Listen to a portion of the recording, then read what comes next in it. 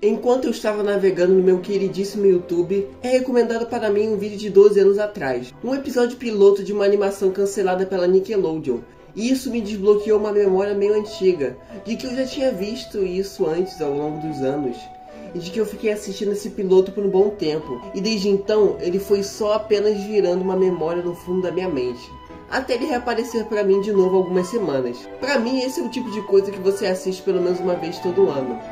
Ou só eu que faço isso de ver determinados vídeos todos os anos? Eu juro que eu não sou autista. E de certa forma, depois de muitos anos, muita gente tem revisitado esse piloto e também conhecido pela primeira vez. E refrisando, esse piloto está há mais de 12 anos no YouTube e tem mais de 1 milhão de visualizações. E eu só tô falando do vídeo mais antigo, porque também tem outros vídeos que também são esse piloto com várias visualizações. O que é um feito e tanto para um desenho que nem chegou a ver a luz do dia. Então hoje eu vou ver e analisar a situação de Modifiers, mais uma das vítimas da maior assassina de desenhos de potencial que existe, a Nickelodeon. E não, meu caríssimo amigo, eu não vou nem sequer citar o famoso segundo episódio nesse vídeo. Estamos combinados que essa piada é meio manjada, né? Então, chega! O episódio começa com o rato roubando um item muito valioso de um museu para o seu chefe, que vamos ver mais para frente. Pra você ver o nível de segurança do museu. Os caras conseguiram ser roubados pelo blusão com dente. Enquanto o rato, e sim, o nome do rato é rato mesmo. Baita nome foda, viu? Mas fazer o quê? Queria que ele se chamasse como? Mussolini? Enquanto o rato se deleitava de prazer ao ver que realmente conseguiu roubar o olho que tudo vê, uma garota gótica chega de fininho e pergunta para o rato que tipo de tranqueira é essa. E eu quero dar destaque para ela falando a palavra junk nessa cena. Eu não sei porquê, mas é bem satisfatório. Tanto que essa é a parte mais vista do vídeo. What you got there, rat? Another piece of junk? Fuck! Essa garota é Lacey Shadows, que trabalha pro mesmo patrão que do rato. E não sabemos suas intenções até o momento. Só sabemos que ela gosta de provocar ele dizendo que o que ela tem para oferecer para o chefe deles é bem mais valioso. Doesn't matter, rat. Because when the Baron sees what I've got for him... Lousy lunchbox! E o rato, sendo um energúmeno, cai na provocação dela e mostra e explica como o olho que tudo vê funciona. Aí ela fica curiosa e tenta pegar no objeto redondo do rato. Ui. Enquanto ela tenta pegar o olho dele, ela faz essa cara de usuário de narcóticos. I said it! I said it again!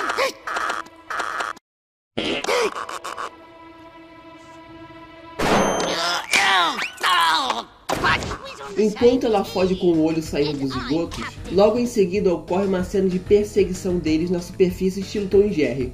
E o episódio aproveita para mostrar como o universo daqui se parece, com um aspecto steampunk, com tecnologias tipo carros e ônibus e bondinhos, e uma ambientação bem século XIX. E mostra como os moradores desse mundo se parecem, o que não tem nada demais. Passa uma moça com um físico de pirulito sete belo, e passa esse leão, que é o leão mais feio que eu já vi na minha vida. E também passa, seja lá o que for isso. Essa foi uma cena bem rapidinha, mas é muito inteligente apresentando a maneira bem simples como o universo dessa obra funciona, o que é muito legal. Mas agora voltando pros dois, depois do rato se fuder um pouquinho, a Lacey entra em uma espécie de cabine que vira um foguete e sai decolando. Olha, eu não manjo muito de física, mas eu acho que esse trambolho não conseguiria levantar voo nem se o Paulo Collor se vestisse de templar. Isso aí é pra... Isso aí o Dória vai gostar disso. Ele vai gostar dessa espada. Pior que ele gosta, capaz dele gostar. E nessa cena também descobrimos que ela tem um poder. Sim, não tá acreditando? Ela consegue se desmontar. Não acredita? Olha como ela segura a maleta na mão que está perto da porta da cabine, e na cena seguinte ela usa a mesma mão para girar a manivela e volta a usar a mão livre na cena depois. Só com poder para fazer isso mesmo. Ah, mas ela deve ter trocado as mãos. Então não era mais fácil ela só ter usado a outra mão desde o começo, não? E pra que ela estaria sambando com a maleta de um lado pro outro para girar uma simples manivela? É o que? TDAH? Depois que o ateu e destruidor da aerodinâmica 5000 decola, o rato consegue se grudar nele e acaba chegando até a base dela e vendo seu maior segredo.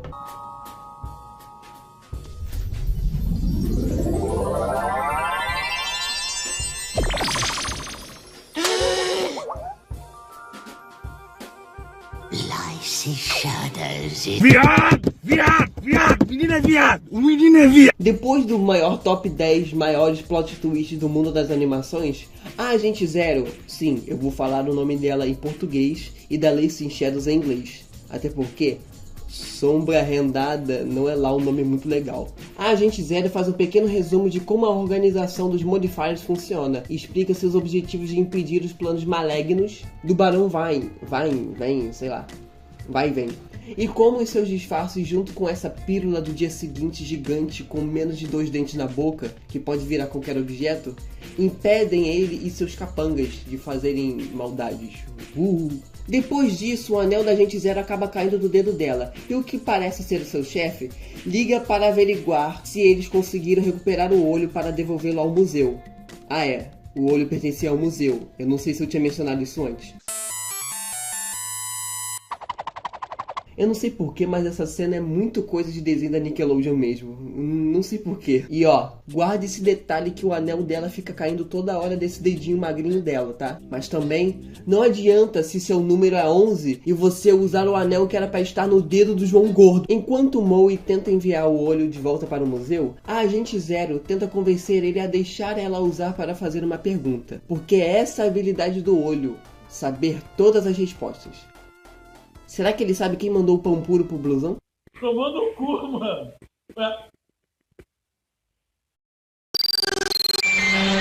Enquanto os dois ficam discutindo sobre o que fazer com o olho, o rato tenta recuperar o olho sozinho mesmo, mas ele consegue apanhar sozinho e acaba ficando todo leitado no fim, igual puta em final de carnaval. Você quer saber como é que é a sessão Milk Show? Mostra sua boquinha, eu te mostro, caralho, e o leite.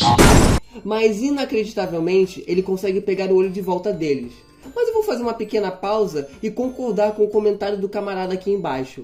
O rato sozinho conseguiu recuperar um objeto com proteção de segurança máxima, depois descobriu que a sua colega de trabalho é uma farsante e sua pior inimiga, conseguiu recuperar o olho de volta e agora consegue derrotá-la com uma Aedes aegypti é foda. Com uma Aedes aegypti.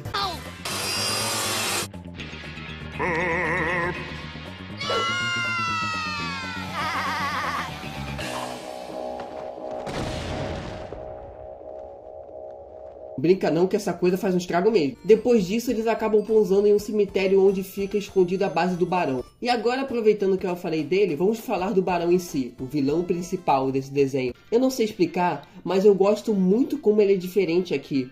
Porque em desenhos assim, que são para criança e não tem foco tanto na história, geralmente os vilões são ou um mal absoluto, que tem aquela risada maligna, e fazem maldade porque sim, o que seria a antítese do herói principal, que na maioria das vezes quando tem um vilão assim é a bondade encarnada, tipo o Wonder do Galaxy Wonder. Ou eles só são patéticos mesmo, e são usados para humor pastelão e sem graça, e tem uma relação de inimizade com o protagonista. Mas o Barão aqui transmite uma aura de esquisitice e estranheza, que à primeira vista ele tem essa aparência do tipo Nosferatu, com aspecto sujo e esquisito, eu não tenho o que falar, é esquisito. Ele faz sons de estalos de ossos, ele tem esses dedos moles e estranhos e desconfortantes.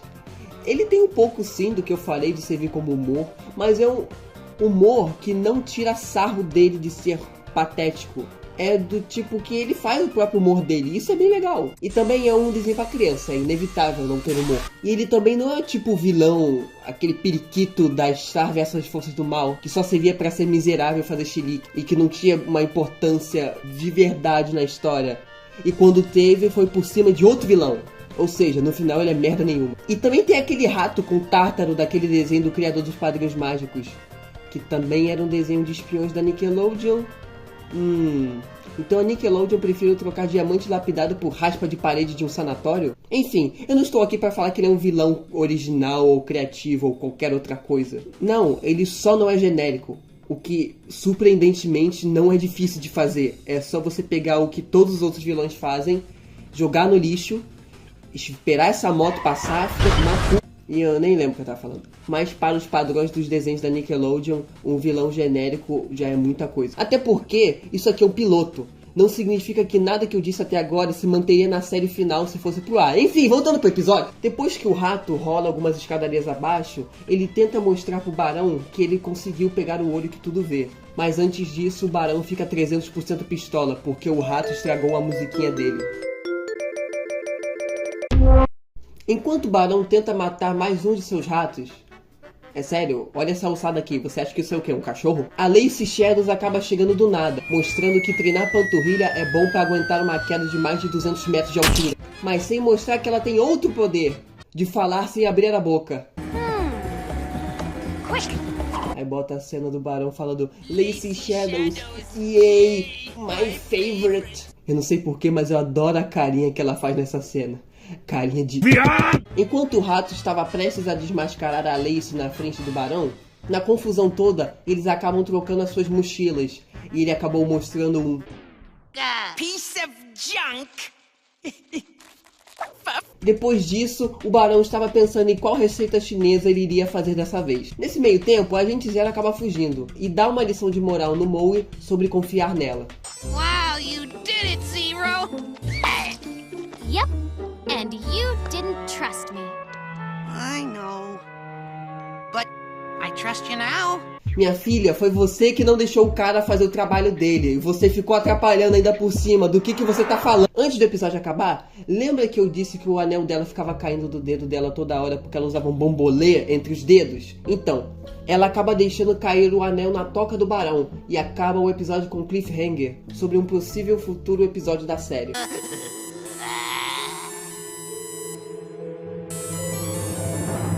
Eu consigo sentir que se o desenho fosse aprovado, esse seria um barulho muito nostálgico hoje em dia. Tá bom, mas...